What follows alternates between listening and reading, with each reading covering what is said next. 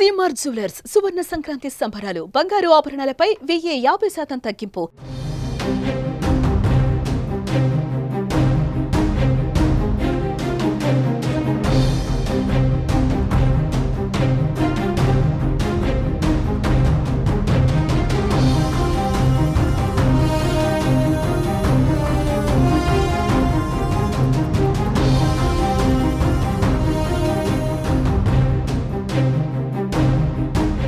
తెలంగాణ రాజకీయాలలో ఫార్ములా ఈ car race సంచలనం సృష్టిస్తోంది.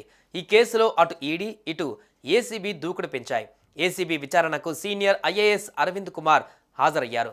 అరవింద్ కుమార్ స్టేట్మెంట్ రికార్డు చేస్తున్నారు ప్రత్యేక అధికారులు. ఈ కేసులో ఏ3గా ఉన్న హెచ్ఎండిఏ మాజీ chief engineer BLN Reddy ED విచారణకు హాజరయ్యారు. పూర్తి డాక్యుమెంట్లతో ఆయన ఈడీ కార్యాలయానికి వెళ్లినట్టుగా తెలుస్తోంది. ఆయన వాంగ్మూలాన్ని ఈడీ అధికారులు నమోదు చేస్తున్నారు.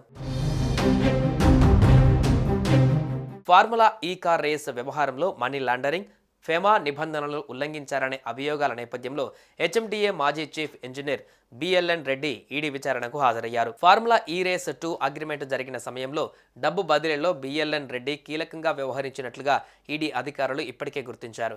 ఈ క్రమంలోనే బిఎల్ఎన్ రెడ్డి పైన అధికారులు ప్రశ్నల వర్షం కురిపిస్తున్నట్టుగా తెలుస్తోంది. 10 కోట్ల నిధులకు సంబంధించి ఫైల్ మూవ్ చేసినప్పుడు ఫైనాన్స్ డిపార్ట్మెంట్ నుంచి పర్మిషన్ అక్కర్లేదా అని ప్రశ్నించినట్లుగా తెలుస్తోంది.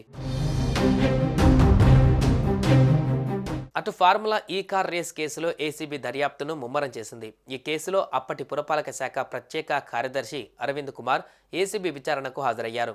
మాజీ మంత్రి కేటీఆర్ను విచారించడానికి ముందే అరవింద్ కుమార్ను ప్రశ్నించడం వల్ల కేసు దర్యాప్తుకు సంబంధించి కీలక అంశాలు బయటపడతాయని ఏసీబీ అధికారులు భావిస్తున్నారు. వీరిద్దరి స్టేట్మెంట్ను రికార్డు చేసిన తర్వాత ఈ కేసులో కీలక మలుపు తిరిగే అవకాశం ఉన్నట్లు తెలుస్తుంది. ఫార్ములా ఈ కార్ రేసింగ్లో 55 కోట్లు విదేశీ కంపెనీకి బదిలీ చేయడం వెనుక ఉన్న అసలు కోణాలు ఏంటి?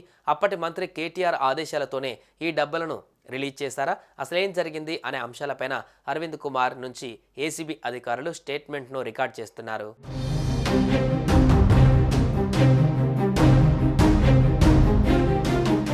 సుమన్ టీవీలో మీ పర్సనల్ అండ్ బిజినెస్ ప్రమోషన్స్ కోసం కింది నెంబర్కి కాంటాక్ట్ చేయండి.